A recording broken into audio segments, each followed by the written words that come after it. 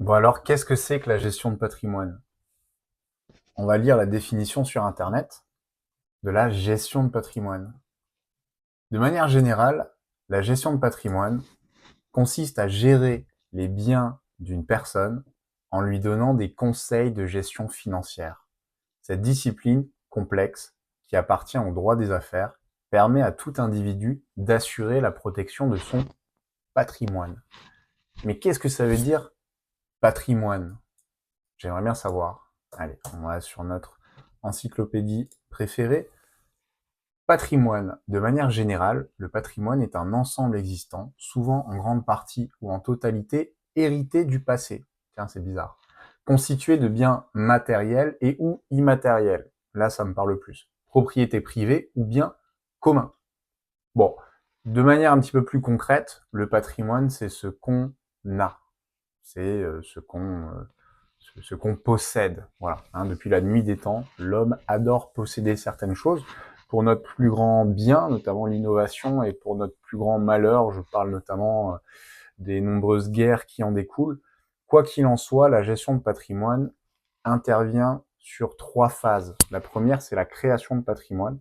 Je suis jeune, j'ai 30 ans, je veux me créer mon patrimoine. Je n'ai pas la chance d'avoir une grande famille fortunée et d'avoir hérité, ou d'avoir été un ingénieur à succès de la Silicon Valley qui m'a permis de développer une boîte en quelques années. Donc, je suis en phase de création patrimoniale à 32 ans. Et qu'est-ce que je fais? Je suis froid et rationnel et je regarde quelles sont les solutions financières et immobilières pour développer mon patrimoine.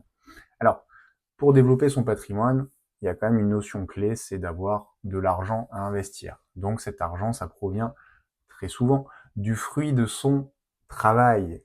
Et donc, avant de vouloir trouver les meilleures solutions d'investissement, peut-être que ce sur quoi je devrais me focaliser, c'est d'augmenter mes revenus, parce que plus j'augmente mes revenus et moins je touche à mes dépenses, bah, plus je vais pouvoir investir ce qu'on appelle le flux, et plus je vais pouvoir développer mon patrimoine.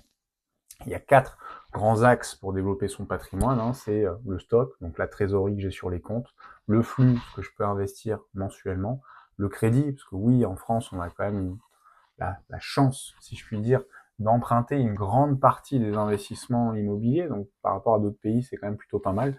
Et ensuite, le 4e axe de travail, c'est la fiscalité. On en parle beaucoup en ce moment. Eh bien, si je paye de l'impôt, j'ai quand même des manières d'en payer moins et justement d'augmenter en parallèle mon patrimoine. Donc ça, c'est le premier axe au niveau de la gestion de patrimoine. Le second, ça va vraiment être la structuration, l'optimisation. Donc j'ai 50 ans, mon patrimoine, je l'ai déjà créé. Bah, l'idée, c'est peut-être de l'optimiser. Là, j'avais pris un exemple. Admettons voilà, que Monsieur Martin ait acheté un appartement pour le louer. C'est super, mais il se rend compte que chaque année, les impôts lui ponctionnent une belle somme. Avec la gestion de patrimoine, Monsieur Martin peut optimiser cet investissement locatif. Il peut déduire certains frais en fonction du dispositif, il peut amortir le bien, il peut même le mettre dans une SCI pour bénéficier d'avantages fiscaux. Et il commence à économiser alors qu'il n'a même pas gagné plus. Bah, la gestion de patrimoine, pour la faire simple, c'est toutes ces petites questions sur j'ai déjà quelque chose, bah, comment est-ce que je peux faire mieux? Quelles sont les différentes pistes d'optimisation que j'ai à mon niveau? La 3e phase, ça va être la phase de transmission, la phase de protection du patrimoine.